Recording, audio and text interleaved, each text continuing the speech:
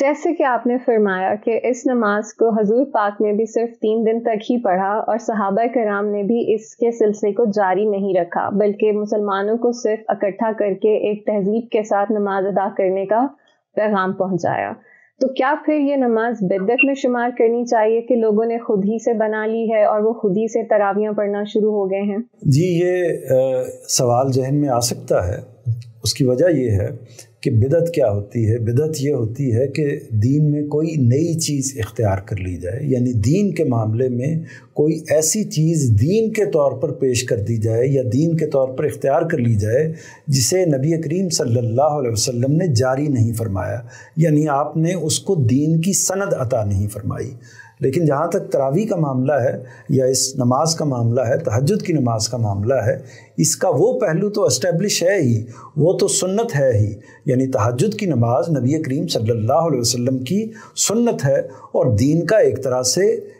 اس کا لازمی حصہ ہے، اس کے اندر پورے طریقے سے شامل ہے۔ تو تہجد کی نماز کا معاملہ تو یہ ہے، لیکن اس کی یہ جو شکل کہ تہجد کی نماز کو باجماعت طریقے سے پڑھا جائے، تو اس کو ایک طریقے سے نبی کریم صلی اللہ علیہ وسلم نے 3 دن پڑھ کر اس کی گنجائش پیدا کر دی، یا ایک طرح سے اس کی سند جاری فرما دی، یا ایک طرح سے اس کی اجازت دے دی جب آپ چاہیں اس نماز کو باجماعت صورت میں بھی پڑھ سکتے ہیں، اگرچہ اس کا بہتر طریقہ تو یہی ہے کہ اس کو تنہائی میں پڑھا جائے، الگ سے پڑھا جائے، تاکہ خدا کے ساتھ، اللہ تعالیٰ کے ساتھ آپ کا تعلق، انفرادی تعلق گہرے طریقے سے وابستہ ہو۔ لیکن اگر یہ لوگ محسوس کرتے ہیں کہ قرآن مجید بعض لوگوں کو زیادہ تفصیل سے نہیں آتا، بعض لوگوں کو یاد زیادہ نہیں ہوتا، تو حفاظ قرآن کو اپنے سامنے کھڑا کیا جائے اور ان سے تلاوت سن لی جائے، تو یہ طریقہ اختیار کیا جا سکتا ہے۔ تو نبی کریم صلی اللہ علیہ وسلم کا عمل بھی اس میں موجود ہے، اور اس کے بعد حضرت عمر نے بھی جو طریقہ اختیار کیا، انہوں نے آ کے یہ نہیں کہا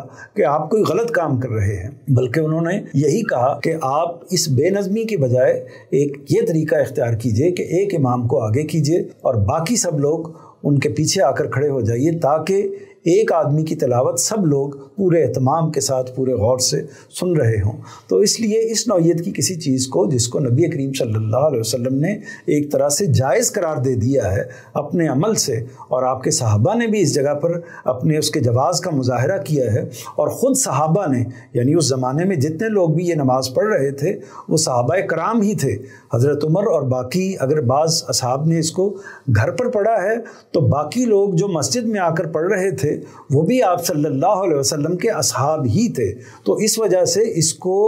یہ نہیں کہا جا سکتا کہ یہ کوئی دین میں نئی بات ہے۔ یہ بات البتہ ضرور کہی جا سکتی ہے کہ مقابلتاً، یعنی یہ نماز زیادہ بہتر ہے کہ تہجد کی نماز ہے، اور زیادہ بہتر ہے کہ اس کو تنہائی میں اور گھر پر جا کر پڑھا جائے، نہ کہ جماعت کی صورت میں پڑھا جائے۔